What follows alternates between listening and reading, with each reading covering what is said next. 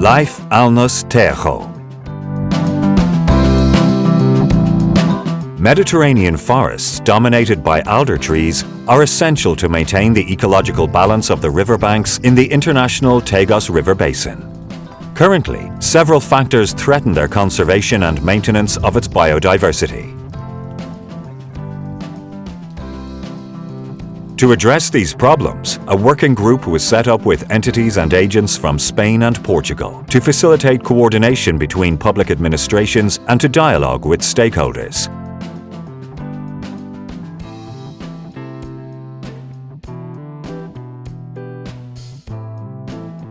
The elimination of invasive exotic species and diseased vegetation is proposed.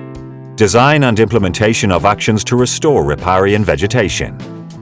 Improve river channel permeability and continuity hydrological and ecological connectivity. Implement environmental education and citizen awareness programs.